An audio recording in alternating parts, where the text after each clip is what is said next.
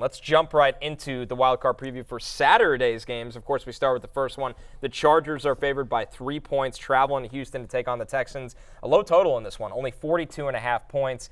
Joe Mixon, obviously one of the most notable fantasy-relevant players in this game. We got to hear from him on a do-or-die attitude going into the playoffs. People don't understand, how hard is it to be in the playoffs. People be like, oh, I'm sure people that went home last week, they be like, man, you know what, we got next year. Nah, that's not how that works. You know what I'm saying? People usually have they 2 and 3 year periods where they make their run and, they do certain things. And, I tell the guys, right now, the time is now to strike. It ain't no next year. It ain't none of that. You know what I'm saying? It's right now. And what you going to do with your opportunity? Like I said, you got to put your best shit on tape. And I feel like I said, right now, we primed to do that. Well, primed to do that, says Joe Mixon. I think that's because Joe Mixon hasn't actually watched the Texans over the last month. Last year. I mean, they've been bad. But Joe Mixon's right. I mean, as he sits there and looks at his former team, the Cincinnati Bengals, whose window may or may not be closed. Everyone thought, there are some people that called them a Super Bowl contender, the Bengals, and they're missing the playoffs. With Joe Burrow, they always are, but of course, did a lot go wrong. A lot went wrong. You saw all the players there on your screen.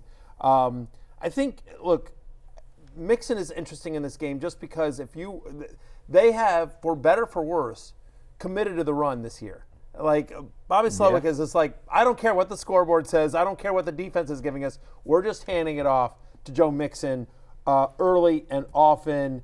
He played 60% of the snaps, but averaged 24 touches a game. Yeah. Well, the thing is as well is the Texans, efficiency-wise, they literally have the worst running game in football. This is it's not the same, but it's all right, I've got Lamar Jackson, I've got Derrick Henry, I've got Zay Flowers. We're going to base the offense around Justice Hill. Let's just do the thing that we do worst, and we'll just do it over and over again. Right. Because in terms of success rate, in terms of EPA, it just hasn't been effective whatsoever, but I just don't think they're going to change at this point, Colin. No, this is who they are, who they want to be, and I think another thing, Lawrence, is the interior of this offensive line has not been able to keep C.J. Stroud upright the entire season. That's been a giant liability, and that's probably why they get run-heavy at times. Yeah, you saw that on Christmas when they just could not handle the Ravens. So on both fronts for their offensive line, pass game and running game, but they're going to have to try to stick with the run against the Chargers as best as possible because they're a good defense overall. But if you're going to nitpick, they're better on the back end in the pass defense than they are run defense. They're a top 7 pass defense, but Joe Mixon hasn't run for more than 60 yards in a game since week 14, and that's a long time, especially when you saw how he started out this first half of the season, but you can still bank on him getting those 20 touches. What's going on with this athletics hat and Ravens jersey combo? Explain yourself. Wait. Now, it's one thing to talk about Matthew's fashion in his green shirt. If you come for me, you better not miss. I mean, it's a great point, Lawrence. I didn't realize about the Ravens jersey. Lawrence, let me give you a little This is the Ravens jersey? Oh, yeah, I guess it is. Let me give you a little advice that me and you can hang our hats on. We dress ourselves, Lawrence and I. Yeah, for So sure. Jay's throwing stones from the biggest glass house. You be getting fashion tips like Barry? No, exactly.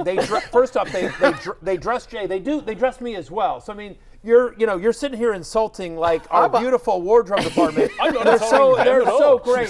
They do a great job for us. Up and player in the down. Oakland Athletics. Yeah, no, they're fantastic. That's why it's the Braves. I can. And you understand that. Yeah. Wow. Yeah. Lawrence, in year one of the show, Jay was showing up in discount New York Liberty jerseys that were a size too small. Street so vendors. They won the title. I mean, I don't want to hear it from the last person that should be throwing stones. Honestly, is me. I just myself carefully. But the second to last person that should be throwing stones is you. I was about to say, how you gonna go at Matthew and you let them like that? You got a stylist. But Matthew makes the PR move of getting out in front of it. Yeah. He goes, I don't dress myself. I'm not giving fashion advice. That's good PR. I own it. Yeah. I own it. I've said this, and this is good advice for you youngins coming up in the industry, and for anyone else that wants to get into media in some way, shape, or I believe that the public will accept almost anything as long as you are honest with them. True. As long as you are honest with them. The public is very accepting on all levels. See where you're going there. As long as you are honest. You know what I mean? Just don't get caught in a lie. Yeah. By the way, speaking of things that I do poorly, I have a sequel to my Giants 80-1. NFC East bet. Is that the Texans to make the Super Bowl? It's the Texans to win the Super Bowl. They're 100 to 1. So before the season, the Texans were 16 to 1 to win the Super Bowl. Okay. If I told you before the season they were going to win the division, their 6 best players, I would say, CJ Stroud, Nico Collins, let's see if I can remember them all, Will Anderson, Danielle Hunter, Derek Stingley, Laramie Tunsil. I think those are their 6 most important players, all healthy. Now, they've been bad for quite a while, but there is still upside in this team. They're 100 to 1. They're on the right side of the bracket as well. They have a home game, then they get to play the Chiefs instead of the Ravens or the Bills. I'm just saying, there is still upside and variance in CJ Stroud. I'm not giving up on Stroud. There is. No Stephon Diggs, no Tank Dell. Their number 2 receiver is John Mechie, right? Right. And, you mentioned Joe Mixon hasn't been effective all that well. And so, I mean, the line opened at Chargers -2.5. I believe they're the only road favorite in the entire first round of the playoffs. And it's actually moved to 3. Yeah. Right? So people are betting the Chargers. Give me the Texans. I'm about to say, do you think the Texans are going to win this game? You like the Texans +3? I like the Texans I like +3. the Chargers -2.5. I don't know if I would go to the 3. Just think about, this is saying that if the game was in LA, that it'd be Chargers -7. Like, really? Chargers be touchdown favorites over the Texans? I understand that it's been bad, but this is a really good defense, and still CJ Stroud and Nico Collins. I don't know. I think the Texans, they're probably not going to go anywhere, but I think there's still variance in the team. I buy that. I will tell you, I'm picking the Chargers. I like the Chargers -2.5. I'm not sure I would go to the 3, but I like the Chargers -2.5. I will say this, though, just to give you some ammo for your side of this argument.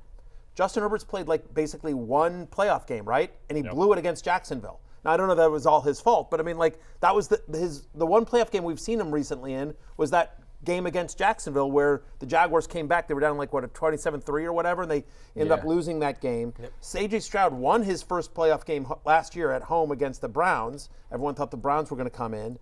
We didn't. You and I picked the Texans in that game. So my point is in terms of experience, right? And so you've gotten a more experienced team on the Texans side of the ball in terms of the playoffs than you do necessarily the Chargers. Rashawn Slater might miss this game, right? That'd be big with the Texans edge tandem. That's a right, problem. exactly. That's a problem. So if Herbert's, It's already a problem. Yeah. it's already a problem, but right, exactly. So if he doesn't, so Herbert could be under pressure quite a bit.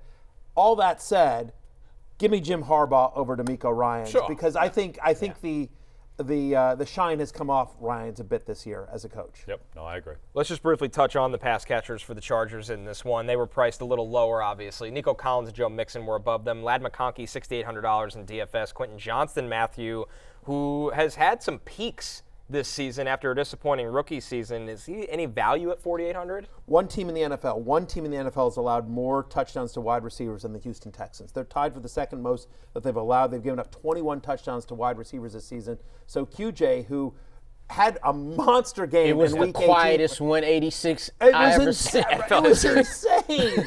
But maybe there's some confidence there as well. I think given the struggles of the offensive line of the Chargers and how strong the Texans are on the defensive line, I think J.K. Dobbins will struggle to move the ball. So I do think the way that they move the ball, the Chargers do, is through the air. I understand the line is 42.5. I probably would take the under. I don't know that I want to bet this total, but if I had to pick a side, I think I might take the under here. I think it's going to be a low-scoring game. But there is certainly a chance that QJ gets deep for one. They're going to take some shots. McConkey's the more interesting guy to me.